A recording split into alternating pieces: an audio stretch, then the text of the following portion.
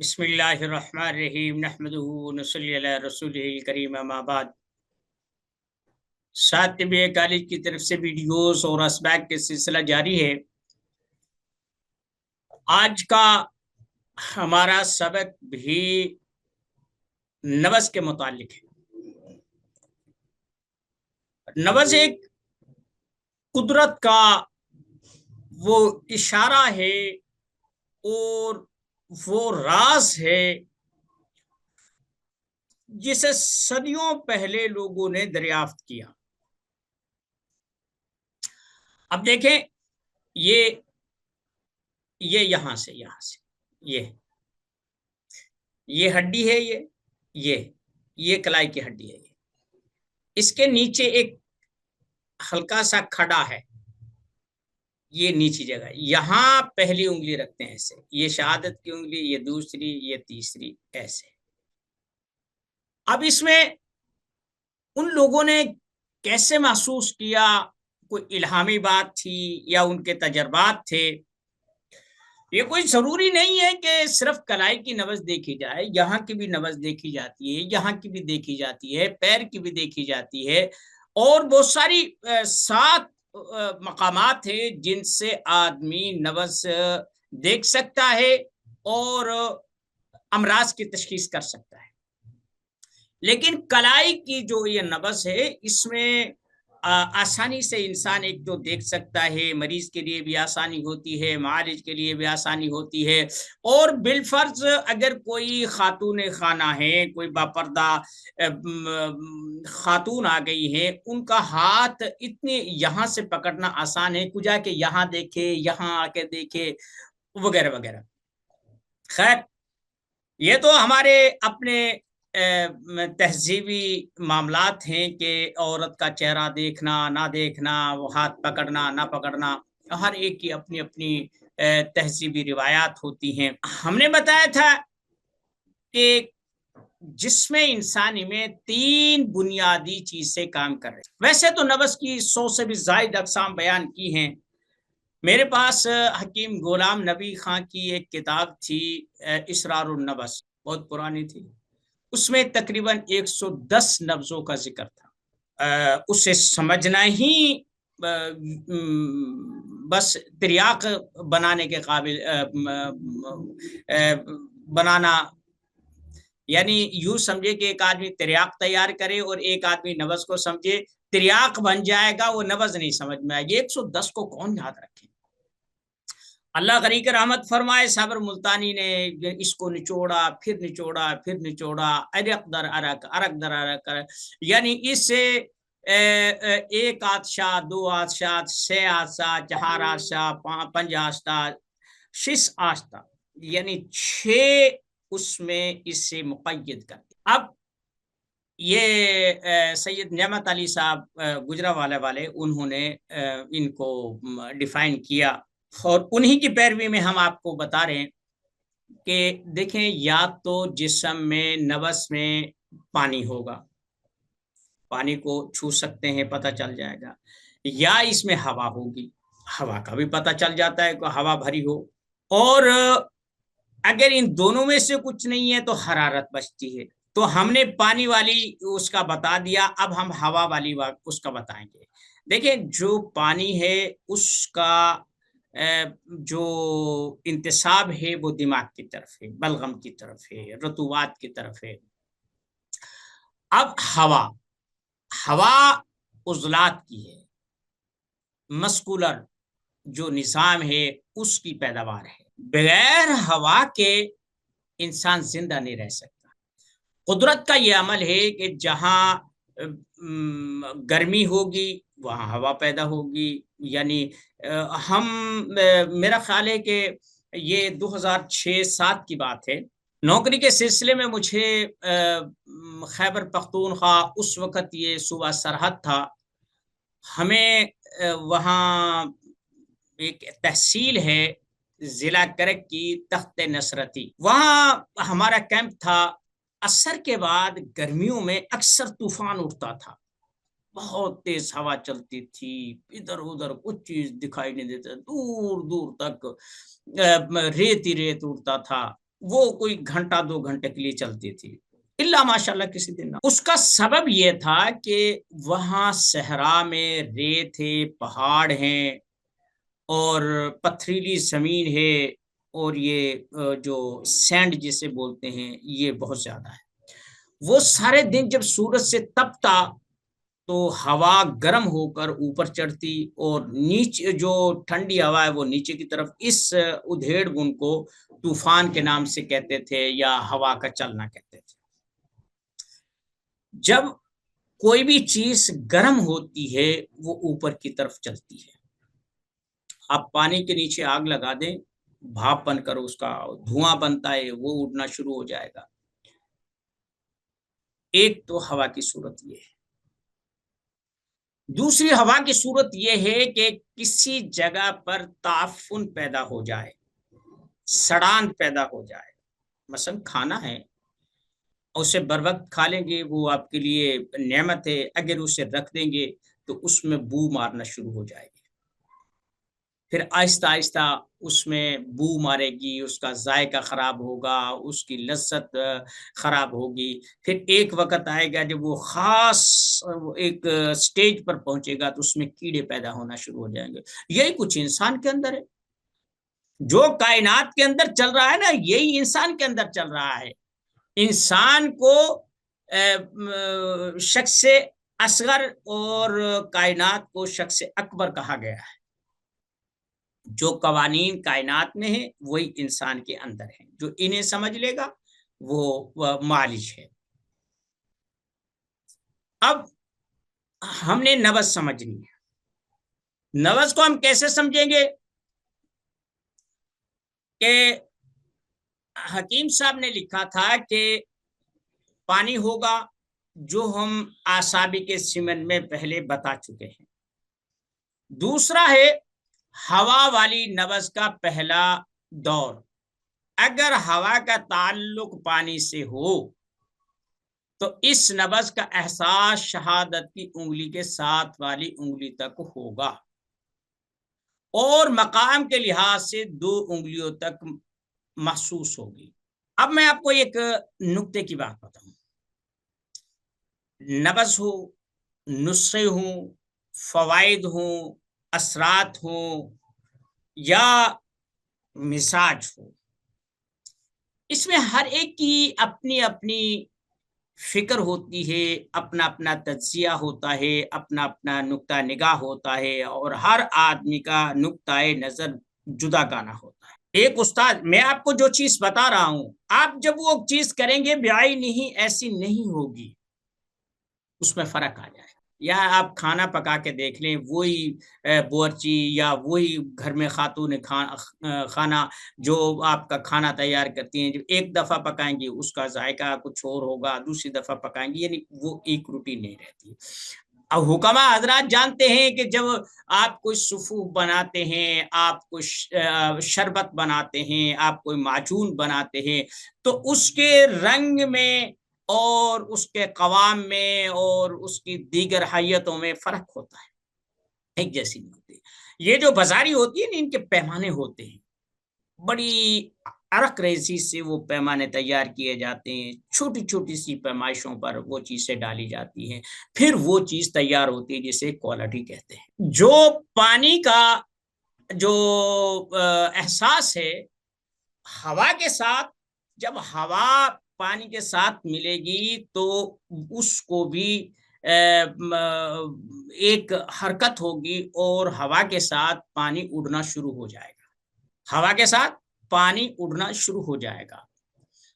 تو اس میں پہچان کیسے ہوگی کہ اس کا جو احساس ہے شہادت والی انگلی کے ساتھ، جو انگلی ہے، کون سی انگلی ہے بھائی؟ میری تو جو ہے نا یہ ہے، یہ انگلی ہے، یہ والی، یہ شہادت والی انگلی، یہ ساتھ والی انگلی۔ جب ہم ایسے رکھیں گے، ایسے، تو ایک یہ میں نے آسابی میں بتائی تھی، صرف یہ آسابی عضلاتی میں۔ اب یہ ہے کہ جب ہوا یعنی عضلات، سودا، خشکی یہ کہہ سکتے جب اس کا ہوا کے ساتھ ہوگا تو یہ جو ایک انگلی سے بڑھ کر 2 انگلیوں پر آ جائے گی، اور پھر مریض معالج کی انگلیوں میں بھی فرق ہو سکتا ہے، مریض کی کلائی میں بھی فرق ہو سکتا ہے، بعض دفعہ رکھنے میں بھی فرق ہو سکتا ہے۔ تو اس لیے اگر تھوڑا بہت آگے پیچھے ہو بھی جائے تو یہ کوئی ایسی بات نہیں ہے کہ کوئی کفریہ بات ہوگی، لیکن پتہ ہونا چاہیے کہ اس میں احساس کس چیز کا ہے۔ ہوا ہے، ہوا میں اگر نمی ہے تو وہ الگ ہوگا، اگر ہوا میں گرمی ہے تو اس کا احساس الگ ہوگا۔ یہ کوئی ضروری نہیں ہے کہ یہ چیز آپ کی انگلیاں، ایک بچہ اگر وہ طبیب بن رہا ہے، وہ مشق کر رہا ہے، اور آپ دیکھیں میری جو انگلیاں ہیں، جو مجھ سے کوئی 2 فٹ 4 فٹ بڑا ہوگا، جسم میں ڈیل ڈول میں ہوگا، اس کی انگلیوں کو پورے بھی بڑے ہوں گے۔ اب میری اگر انگلی اتنی ہے تو لازمی بات ہے اس کی بڑی بڑی انگلیاں ہوں گی، اب اس میں فرق پڑے گا۔ اصل مسئلہ یہ ہے کہ آپ نے جو اندر چیز بتائی جا رہی ہے اسے آپ نے بغور دیکھنا ہے اور اس پر آپ نے فوکس کرنا ہے۔ یہ بات ہو گئی۔ تو اگر آپ کا جو نبض دیکھنے کا انداز ہے وہ یہ ہے کہ آپ اس کو ہوا والی نبض کو دیکھتے ہیں، جب پانی ہوتا ہے نا جہاں ہوا چلتی ہے، مثلا ہم سردیوں میں جب کپڑے وغیرہ سکھاتے ہیں تو پنکھا چلا دیتے ہیں، اس سے پانی خشک ہوتا ہے، تو ہوا سے پانی خشک ہوتا ہے، آگ سے بھی خشک ہوتا ہے، مٹی سے بھی خشک ہوتا ہے۔ خیر، تو اس کا احساس شہادت والی انگلی کے ساتھ انگلی تک ہوگا، اور مقام کے لحاظ سے 2 انگلیوں تک محسوس کی جا سکتی ہے، یعنی کم بھی ہو سکتی ہے، زیادہ بھی ہو سکتی ہے۔ اہل طب اس سے سودائے خام اور مفرد اعضاء والے اسے عضلاتی اعصابی یعنی خشک سرد نبض کہتے ہیں۔ اب دل کا تعلق دماغ کے ساتھ جڑ گیا ہے۔ شرائط نبض میں مقام کو دیکھیں۔ اب یہ بات سمجھیں کہ شرائط نبض میں مقام کو، یعنی یہ جو جگہ ہے نا، اس کو مد نظر رکھیں۔ آگے آپ کو اور بھی بتائیں گے کہ جو نبض کی شرط ہوتی ہے اسے کیسا سمجھایا۔ اب آگے آتے ہیں دوسری نبض کی طرف، کہ دوسری نبض آپ کیسے کیونکہ ہر ایک کی 2 ہے، ان کی پوری کائنات ہی 6 حصوں میں بٹی ہوئی ہے، تو 3 حصے پہلی ویڈیو میں ہو گئے، اب یہ تیسرا حصہ میں نے بیان کر دیا۔ اب چوتھا حصہ آتا ہے ہوا والی نبض کا دوسرا دور۔ ہوا کا تعلق پانی سے ہٹ کر جگر یعنی حرارت سے جڑ گیا ہو تو اس کی شناخت یہ ہوگی کہ شہادت والی انگلی کے ساتھ والی 2 انگلیوں تک محسوس ہوگی۔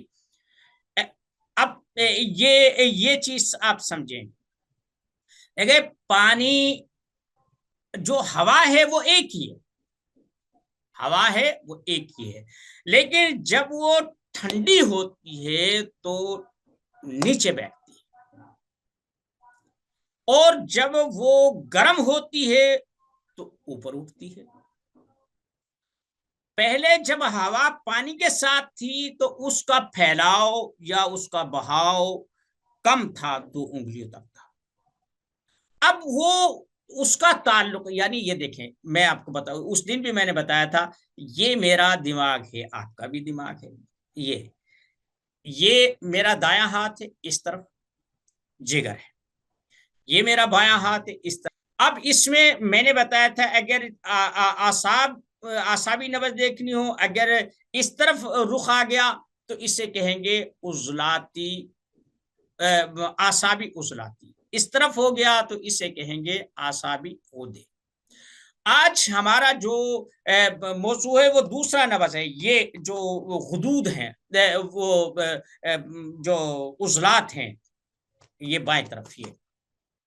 اب اس میں اس کا تعلق اگر اس سے ہوا، یعنی اس کی یوں سمت ہوئی، تو اس کا جو احساس ہے وہ 2 انگلیوں تک ہوگا، لیکن اس میں پلپلاہٹ ہوگی اور چھونے میں ٹھنڈی ہوگی وہ، ٹھیک ہے۔ اور اگر اس کا یہ جو عضلات ہیں، مسکولر ہیں یا ہوا ہے، اگر اس کا تعلق جگر کے ساتھ ہوا، اب اسے آپ یوں سمجھے کہ اگر جگر کے ساتھ اس کا تعلق ہوا تو ہوا گرم ہو گئی، اور جب گرم ہو گئی تو یہ پھیلنا شروع ہو گئی اپنی جگہ سے ایسے. تو یہ جو ہوا ہے یہ شہادت والی انگلی کے ساتھ والی 2 انگلیوں تک وہ ہوگی، یعنی ایک یہ شہادت والی انگلی، ایک یہ اور ایک یہ، اب یہ 3 انگلیوں تک جائے گی. ٹھیک ہے. اہل طب اس سے سودائے پختہ خشک گرم کہتے ہیں، مفرد اعضاء والے اسے عضلات غدی کہتے ہیں.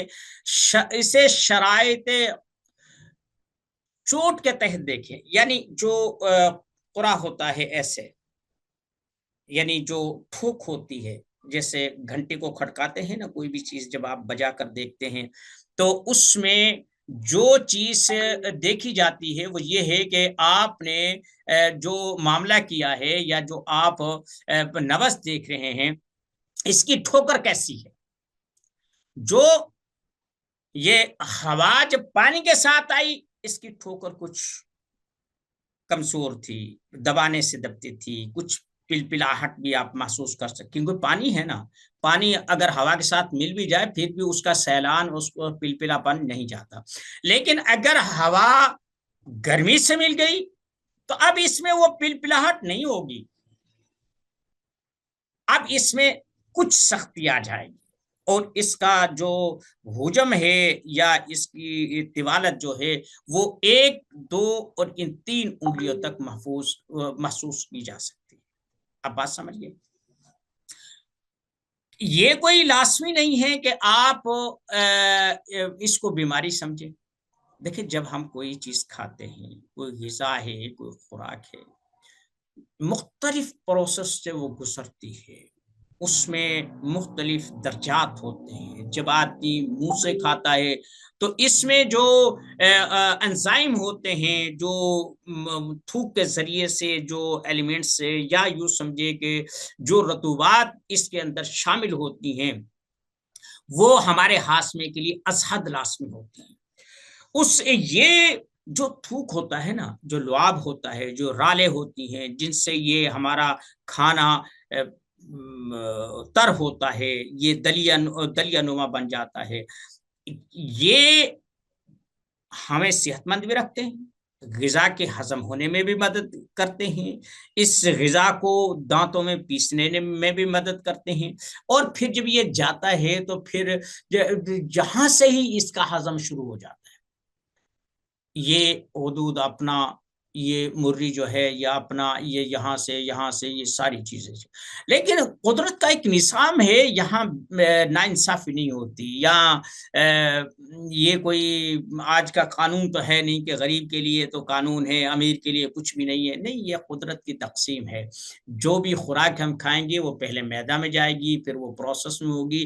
معدے کو بھی اس وقت ملے گی جب وہ سارے اعضاء کو تقسیم ہوگی، تو معدہ بھی اپنی خوراک اس وقت لے گا، جگر بھی اس وقت لے گا، دل بھی اس وقت لے گا، پھر جتنے بھی اعضاء ہیں ان کو لے گا. ایک ہے جب ہم کھاتے ہیں ہضم ہوتا ہے، ہضم ہونے کے ساتھ ہمارا معدہ اسے پروسیس کرتا ہے، پکاتا ہے. ہنڈیا، حدیث پاک میں اسے ہنڈیا سے تشبیہ دی گئی ہے، نہر سے تشبیہ دی گئی ہے، حوض سے تشبیہ دی گئی ہے.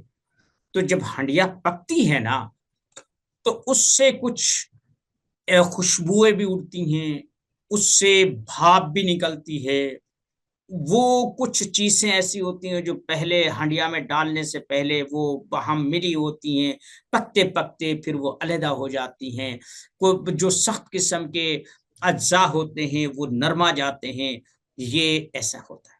تو اس دوران میں جہاں وہ چیزیں نرم ہو کر ٹکڑوں میں تقسیم ہوتی ہے وہیں پر اس میں بھاپ بھی اٹھتی ہے، ڈکار آتا ہے. پھر جب معدے تک ہو ڈکار آتا ہے، اور جب وہ نیچے چلی جائے، آنتوں میں چلی جائے تو پھر ہوا خارج ہونا شروع ہو جاتی ہے.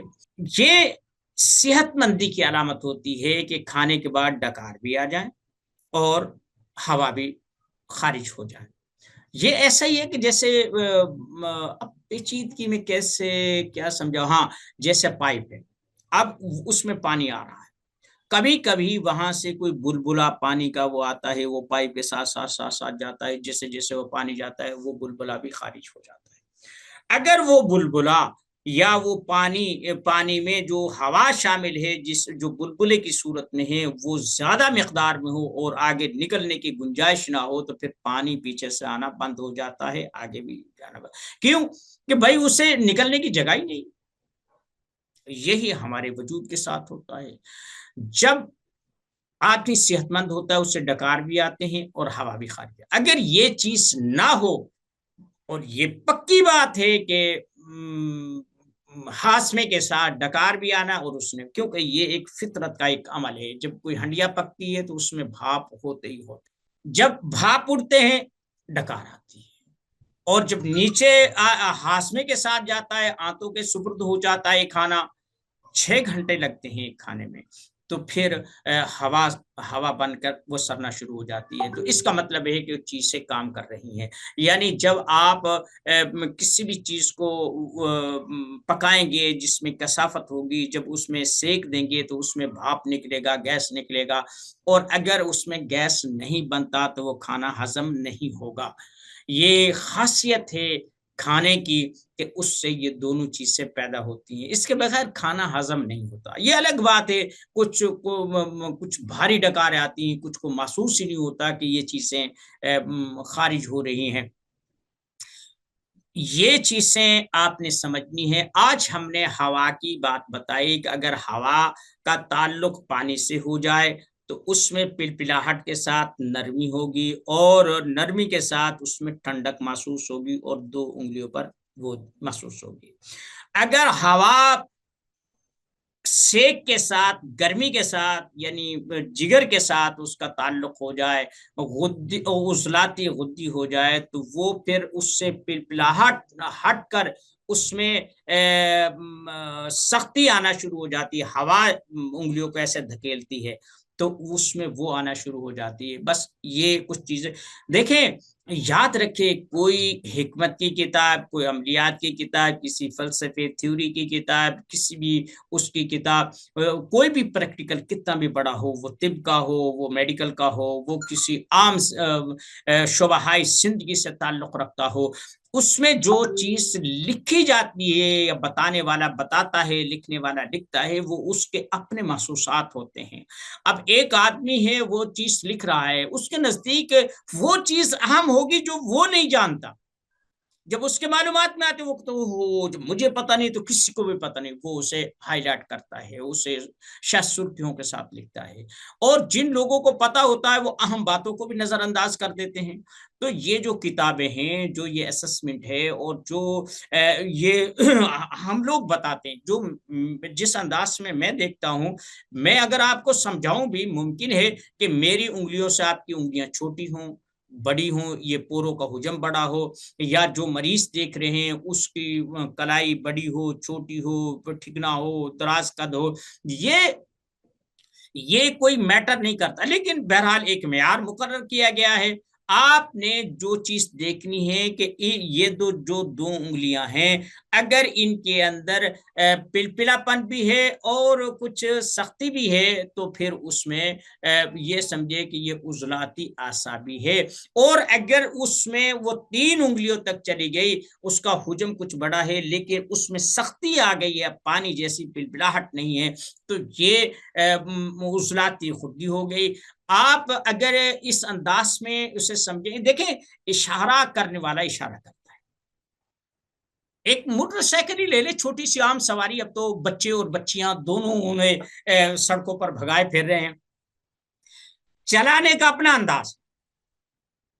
کوئی جب بریک مارتا ہے پہلے کلچ کو دبا لیتا ہے پھر بریک مارتا ہے، کچھ لوگ ایسے پہلے بریک مارتے ہیں پھر جب ضرورت پڑتی ہے تو کلچ کو دباتے ہیں، کچھ تیز ریس پہ جاتے ہیں، کچھ یعنی چیز ایک ہے، استعمال بھی ایک ہے، ایک ہی جیسا ہے، ایسے ہی بیٹھے ہیں، لیکن ان کے چلانے میں، اس کی سوچ میں اور ان کی ڈرائیونگ میں فرق ہے۔ اسی طریقے سے آپ کوئی بھی نسخہ یا کوئی بھی عمل یا کوئی بھی نقش تعویذ یا کسی بھی قسم کا کوئی صدری راز آپ کو ملتا ہے تو وہ بتانے والا اپنے احساسات بتاتا ہے. جب آپ اس کا پریکٹیکل کریں گے، آپ اس کا تجربہ کریں گے، آپ کے سامنے آپ کی حیثیت سے ماحول کے مطابق اور ضرورت کے مطابق جو چیز سامنے آئے گی وہ ہوگی.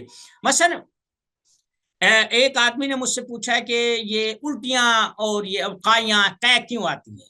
بھائی اس کا سمپل سا مسئلہ ہے.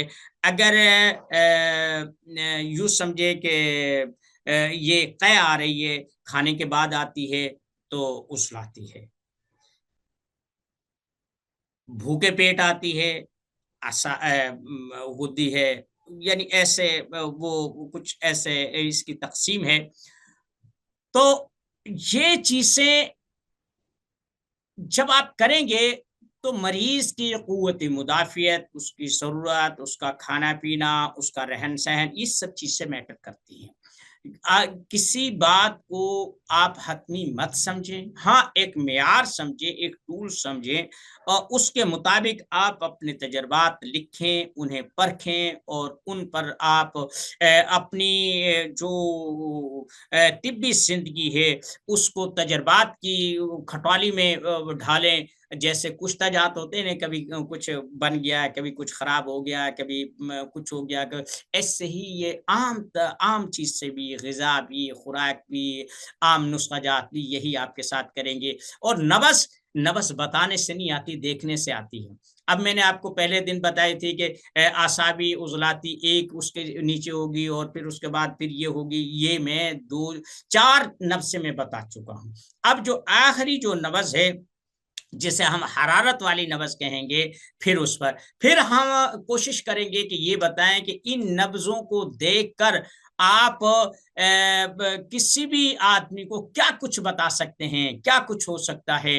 اور اس میں دیکھیں اب مثلا ایک آپ کسی کی نبض دیکھی، اب نبض میں کبھی پن ہے، بھارا پن ہے، وہ اس کو دھکیل رہی ہے، تو اس سے اس کو جو دوا دیں گے محرک سے لے کر شدید تک دیں گے. اگر نبض میں تیزی ہو تو دوا ملین سے مسل تک تجویز کریں گے. اگر مرض میں ضعف ہو تو دوا اکسیر سے مقوی تک دیں گے. جوان مرد کی نبض دائیں ہاتھ کی دیکھی جاتی ہے، جوان عورت کی نبض صرف بائیں ہاتھ سے دیکھیں. اب تحریک، تسکین، تحلیل جو بھی صورت ہو اس کے مطابق علاج و معالجہ کریں. یہ دیکھیں جو مرد ہے، جوان ہے، اس کی دائیں ہاتھ کی، عورت ہے بائیں ہاتھ کی. دیکھیں اس میں کیا بھید ہے.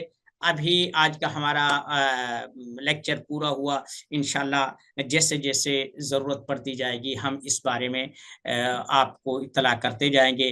وما علینا الا البلاغ المبین.